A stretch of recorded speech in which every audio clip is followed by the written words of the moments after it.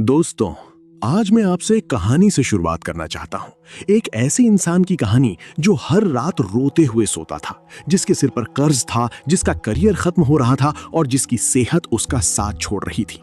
उसे लगा कि शायद उसकी किस्मत ही खराब है, लेकिन एक दिन उसने कुछ अलग किया। उसने दुनिया को बदलने की कोशिश छोड़ दी और अपनी सुबह को बदलने का फैसला किया। क्या आप जानते हैं वो इंसान कौन था? वो कोई और नहीं बल्कि दुनिया के महानतम लीडर्स में से एक की परछाई थी। और यही वो मोड़ है जहां से आपकी कहानी भी बदल सकती है।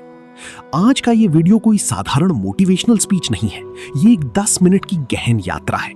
हम आपके दिमाग की उन परतों को खोलेंगे जिन्हें आपने कभी छुआ भी नहीं। हम बात करेंगे उस खामोश जीत की जो सुबह 4 से 7 के बीच हासिल की जाती है।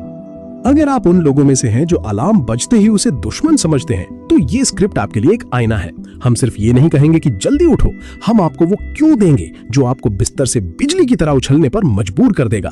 बुक एज हिंदी पर आज हम सिर्फ किताबों की बात नहीं करेंगे, हम उस किताब की बात करेंगे जो आप खुद अपनी जिंदगी से लिख रहे हैं। अगर आप तैयार हैं अपनी औसत दर्जे यानी मीडियोक्रिटी की चादर को फाड़कर फेंकने के लिए, तो चलिए शुरू करते हैं ये महासफर। चैप्टर 1, सुबह का दर्शन और मनोविज्ञान। सुबह का समय सिर्फ घड़ी की सुइयों का खेल नहीं है, ये एक आध्यात्मिक और वैज्ञानिक अवसर है। प्राचीन ग्रंथों में इसे ब्रह्म मुहूर्त कहा गया है। क्यों? क्योंकि इस समय प्रकृति की ऊर्जा अपने उच्चतम स्तर पर होती है। वैज्ञानिक दृष्टिकोण से देखें तो सुबह के समय वातावरण में प्राणवायु यानी ऑक्सीजन की शुद्धता सबसे अधिक होती है।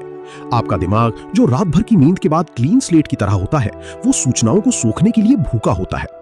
जरा सोचिए, जब आप सुबह उठते ही फोन उठाते हैं तो आप क्या कर रहे होते हैं?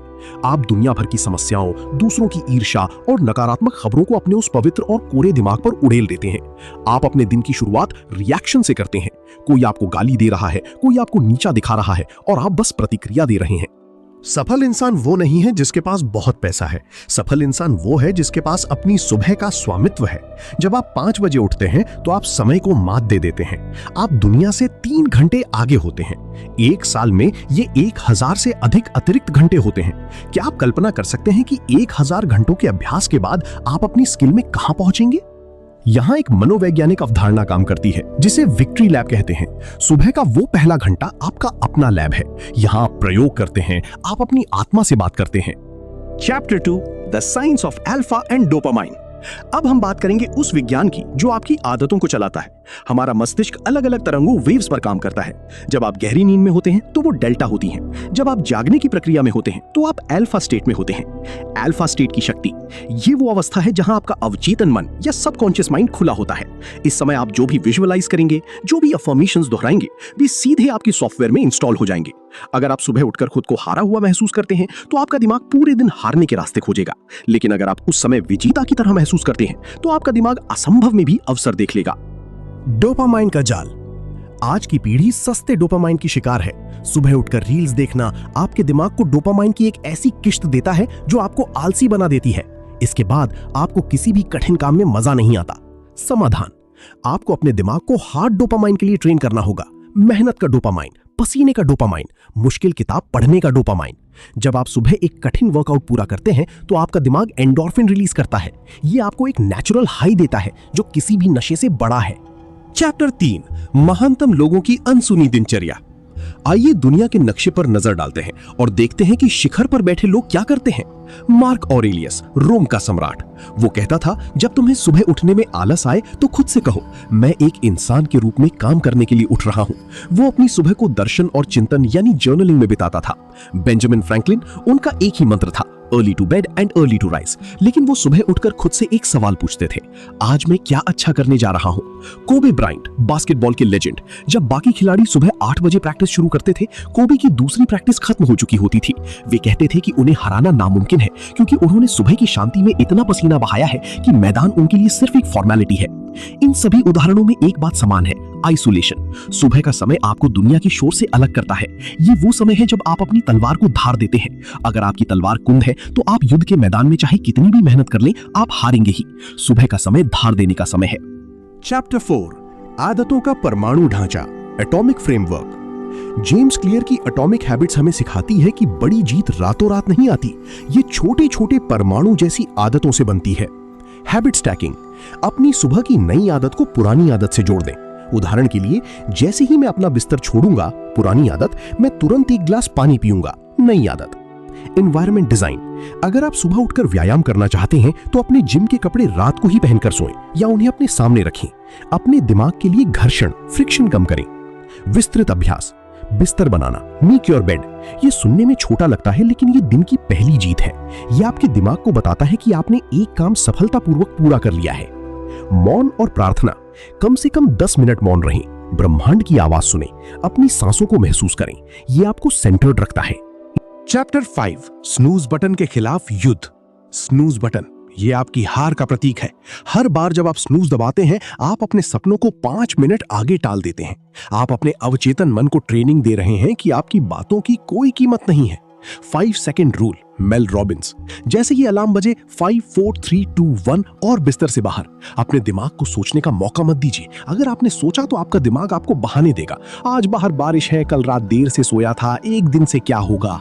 गहन विश्लेषण। आलस कोई शारीरिक स्थिति नहीं है, ये एक मानसिक बीमारी है।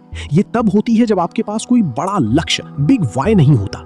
अगर कल सुबह आपको 5 करोड़ रुपए लेने के लिए स्टेशन जाना हो तो क्या आप स्नूज दबाएंगे? कभी नहीं। आप रात भर सोएंगे भी नहीं। इसका मतलब है कि दिक्कत नींद में नहीं है, दिक्कत आपके मकसद की कमी में है।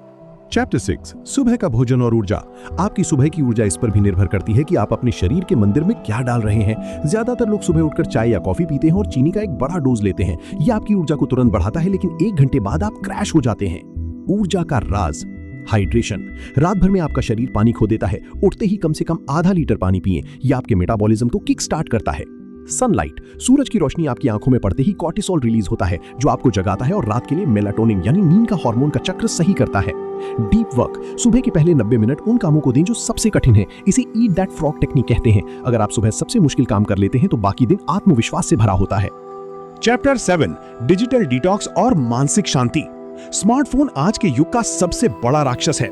यह आपकी एकाग्रता को टुकड़ों में काट देता है। नियम, सुबह के पहले 2 घंटे फोन बंद। इमेजिन कीजिए आप एक शांत झील हैं और फोन एक पत्थर है। जैसे ही आप नोटिफिकेशन देखते हैं, आपकी शांति में लहरें उठने लगती हैं। आप अपनी ऊर्जा दूसरों के कमेंट्स, लाइक्स और समस्याओं में बर्बाद कर देते हैं।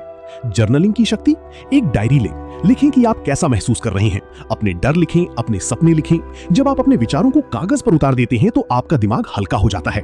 आप अपनी जिंदगी के लेखक बन जाते हैं, ना कि सिर्फ एक पात्र। चैप्टर 8, विजुअलाइजेशन और अफर्मेशन का जादू। अपनी आंखें बंद करें, महसूस करें कि आप वो सब कुछ हासिल कर चुके हैं जो आप चाहते थे। उस घर को देखें, उस गाड़ी को महसूस करें, उस सफलता की खुशी को अपनी नसों में दौड़ते हुए महसूस करें। ये लॉ ऑफ अट्रैक्शन नहीं है, ये लॉ ऑफ न्यूरोप्लास्टिसिटी है। आपका दिमाग ये नहीं जानता कि क्या सच है और क्या कल्पना। जब आप बार बार खुद को सफल देखते हैं तो आपका दिमाग उस सफलता की रास्ते खोजने लगता है। अफर्मेशंस, मैं शक्तिशाली हूं, मैं अनुशासित हूं, आज का दिन मेरा है। इन शब्दों को सिर्फ बोले नहीं, इन्हें महसूस करें। शब्द जब भावनाओं के साथ मिलते हैं तो वे हकीकत बन जाती हैं। चैप्टर 9, प्रतिरोध का सामना करना। एक समय आएगा जब आपका उत्साह खत्म हो जाएगा। चौथे या 5वें दिन आपको लगेगा कि ये सब बेकार है। इसे स्टीवन प्रेसफील्ड ने द रेजिस्टेंस कहा है। ये एक ऐसी ताकत है जो आपको बढ़ने से रोकती है। ये रेजिस्टेंस तब सबसे ज्यादा मजबूत होता है जब आप जीत के सबसे करीब होते हैं। जब आपका मन कहे छोड़ो यार, समझ लेना कि आपकी तरक्की होने वाली है। योद्धा का माइंडसेट। एक योद्धा कभी मौसम नहीं देखता, वो कभी अपना मूड नहीं देखता, वो सिर्फ अपना कर्तव्य देखता है। आपको अपनी सुबह के प्रति एक ड्यूटी विकसित करनी होगी। दोस्तों, ये 10 मिनट का सफर यहाँ खत्म नहीं हो रहा। ये आपकी नई जिंदगी का पहला पन्ना है। आज हमने जो बातें की हैं वे सिर्फ शब्द नहीं है, वे बीज हैं। अगर आप इन्हें अपने जीवन की मिट्टी में बोएंगे तो एक ऐसा पेड़ उगेगा जिसकी छाया में आप और आपका परिवार चैन की सांस लेंगे।